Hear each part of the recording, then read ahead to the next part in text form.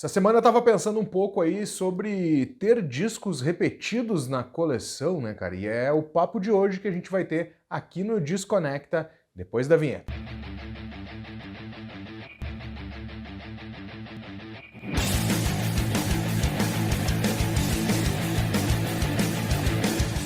Fala, Desconectors, tudo numa boa? Marcelo Scherer na área, espero que esteja tudo bem com você.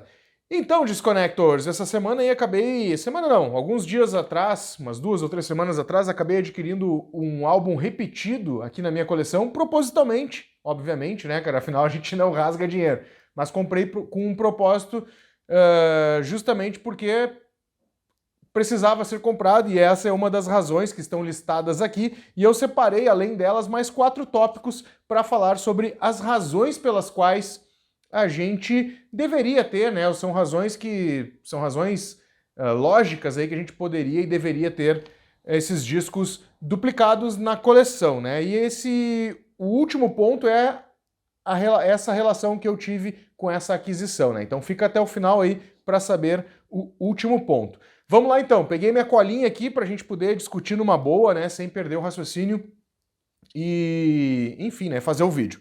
Vamos lá, cara.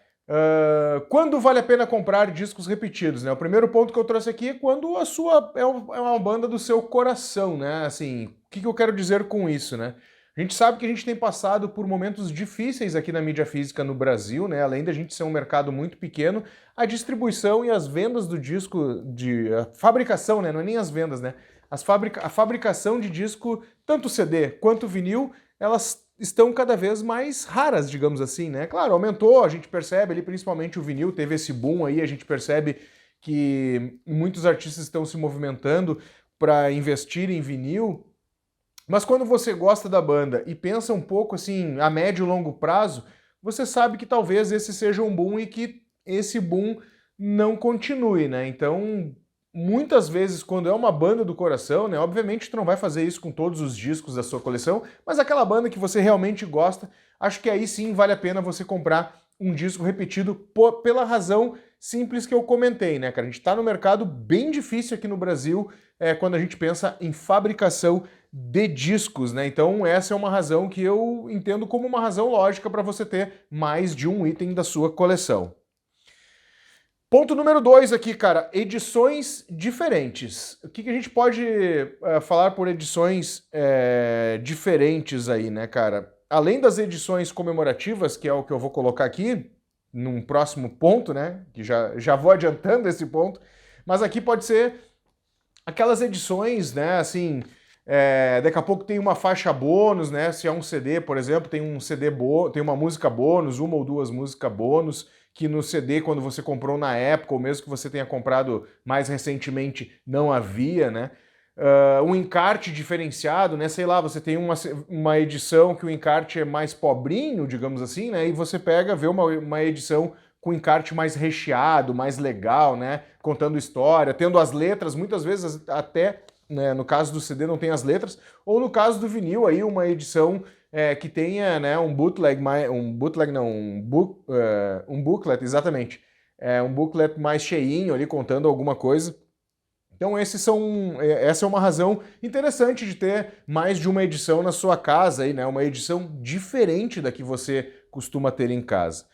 Ponto número 3, né? Esse aqui acontece muito comigo, eu tenho alguns discos, aliás, vários discos que eu gosto de ter a mesma edição, porém em formatos diferentes, né? Eu gosto de ter uma edição em CD e uma edição em vinil. Obviamente, isso aqui está muito ligado, né? Não é todos os discos da sua coleção que você vai ter isso. Mas aquelas bandas ou aquele disco em específico que você gosta muito, acho que sim, cara, vale a pena você ter uma edição duplicada, né? Ter essa edição, não, ter esse disco repetido na sua coleção, né? Uma edição em CD, uma edição em vinil. Eu conheço colecionadores que têm o mesmo disco em diversas edições, né?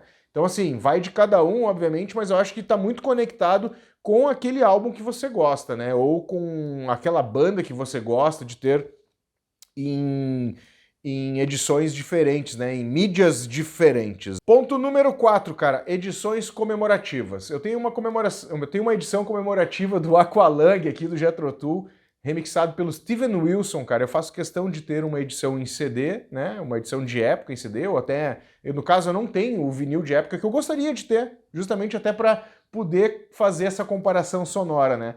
Essa edição que é remasterizada e remixada pelo Steve Wilson foi a comemorativa de 30 anos ou 40 anos do álbum, não lembro agora de cabeça, acho que 40 anos. E, cara, ele deu um brilho no disco, né? Assim, nas músicas do disco, parece que tá mais aberto o som. Me lembro de ter ouvido essa edição mais antiga há um tempo atrás, e quando eu coloquei o meu aqui,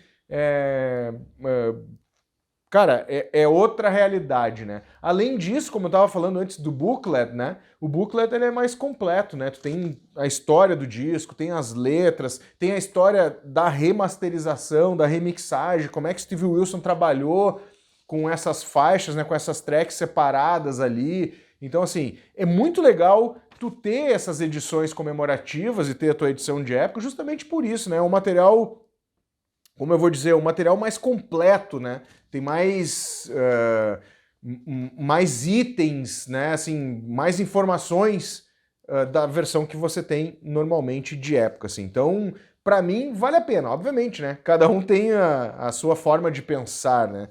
Antes da gente chegar ao último ponto, cara, não deixa aí de te inscrever aqui no canal, né? Por aqui a gente fala muito sobre colecionismo, bandas e tudo mais.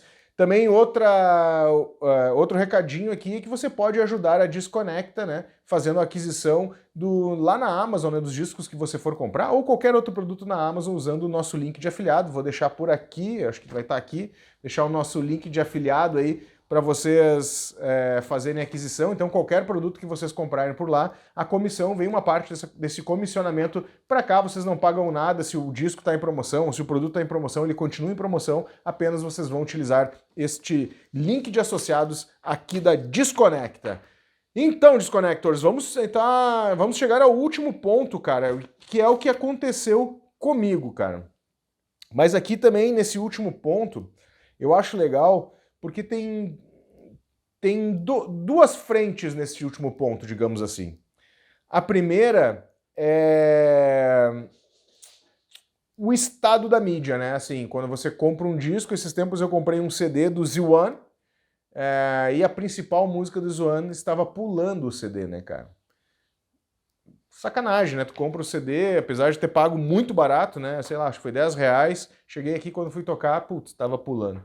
E aí eu fui lá e fiz a aquisição de outro, né? Obviamente não é mais os discos zerados, né? Os CDs, né? Não tem mais a fabricação dos discos do Z1, né? O projeto aí do Billy Corgan e do Chamberlain, do Smashing Pumpkins, logo que eles saíram do Smashing Pumpkins, não tem esses discos mais em CD zerado, não aqui no Brasil, obviamente, se tu mandar importar, muito possivelmente você encontra, mas aqui no Brasil as edições que tinham foram de épocas. Então eu comprei uma, ela veio pulando e aí tive que ir atrás de uma outra edição. Casualmente a outra edição era importada, mas se tivesse sido nacional não teria problema, até porque as duas edições são iguaizinhas, né, cara?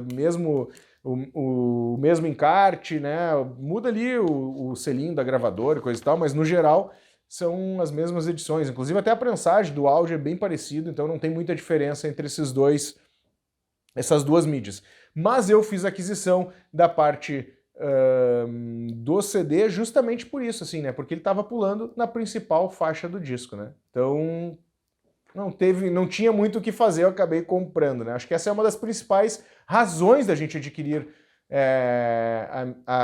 duplamente, né, ou repetidamente um disco, né? Pelo menos na minha visão. Outro ponto também ligado ao álbum, né, cara, é a questão da capa cansada, né? Normalmente, principalmente vinil, se a gente compra discos de época, ou mesmo se a gente tem esse disco há muitos anos e ele é mal guardado, né?